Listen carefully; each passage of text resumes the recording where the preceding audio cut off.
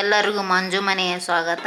ನಾನು ನಿಮಗೆ ಇವತ್ತು ತಿಳಿಸಿಕೊಡ್ತಿರೋ ನುಗ್ಗೆಕಾಯಿ ಫ್ರೈ ನೋಡೋಣ ಬನ್ನಿ.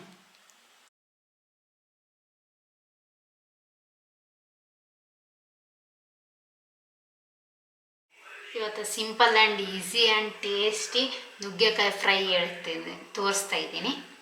ಈಗ ಬಾಣಲಿ ಇಟ್ಟಿದ್ದೀನಿ, ಚೆನ್ನಾಗಿ ಕಾದಿದೆ. ಈಗ ಎಣ್ಣೆ ಹಾಕ್ಕೊತ ಇದ್ದೀನಿ.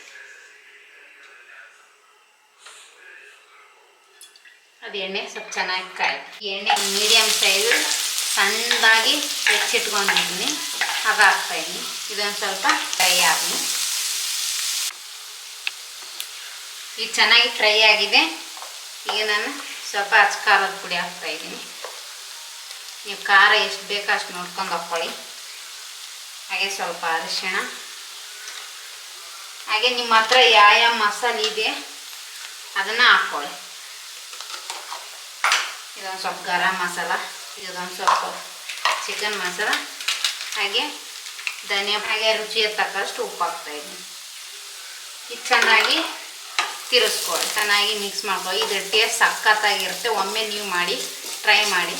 ಯಾರು ಫಸ್ಟ್ ನಾನು ವಿಡಿಯೋ ನೋಡ್ತಾಯಿದ್ರೆ ಪ್ಲೀಸ್ ಸಬ್ಸ್ಕ್ರೈಬ್ ಮಾಡಿ, ಲೈಕ್ ಮಾಡಿ, ಶೇರ್ ಮಾಡಿ, ಹಾಗೆ ಸಪೋರ್ಟ್ ಮಾಡಿ. ಇದನ್ನು ಚೆನ್ನಾಗಿ ಮಿಕ್ಸ್ ಮಾಡ್ಕೊಳ್ಳಿ. ಇದೊಂದು ಸ್ವಲ್ಪ ಹಸಿ ಸ್ಮೆಲ್ ಹೋಗೋವರೆಗೂ ಫ್ರೈ ಮಾಡ್ಕೊಳ್ಳಿ. ಒಂದು ಸ್ವಲ್ಪ ನೀರು ಹಾಕ್ಕೊತ ಇದ್ದೀನಿ.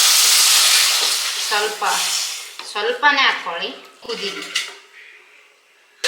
ನಾನು ಕ್ಲೋಸ್ ಮಾಡ್ತಾ ಇದ್ದೀನಿ ಪ್ಲೇಟ್. ಇದೊಂದು ಉಗಿ ಕುದ್ದಿದೆ. ಈಗ ನಾನು ಅವಾಗ ಆಲ್ರೆಡಿ ನುಗ್ಗೆಕಾಯಿನ ನಾನು ಬೇಯಿಸಿ ಇಟ್ಕೊಂಡಿದ್ದನ್ನು ಸ್ವಲ್ಪ ಕುದಿಸ್ಕೋಬೇಕು.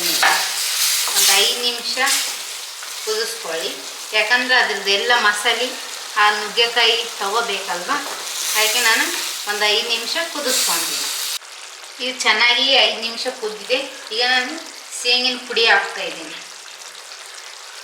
ಇದು ಹಾಕಿದ್ರೆ ಚೆನ್ನಾಗಿ ಈಗ ಮಿಕ್ಸ್ ಮಾಡ್ಕೊಳ್ಳಿ.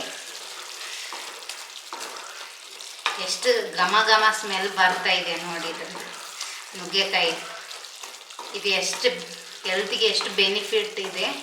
ಒಮ್ಮೆ ನೀವು ಮಾಡಿ ಟ್ರೈ ಮಾಡಿ. ಈಗ ಒಂದು ಸ್ವಲ್ಪ ಕೊತ್ತಂಬರಿನ ಹಾಕ್ತಾಯಿದ್ದೀನಿ.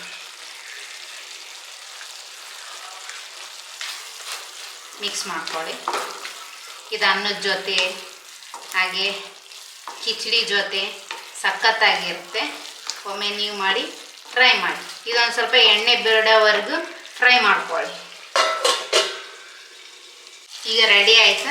ನಾನು ಸ್ಟವ್ನ ಆಫ್ ಮಾಡ್ಕೊತೀನಿ. ಎಷ್ಟು ಸಿಂಪಲ್ ಆಗಿದೆ. ಒಮ್ಮೆ ನೀವು ಟ್ರೈ ಮಾಡಿ.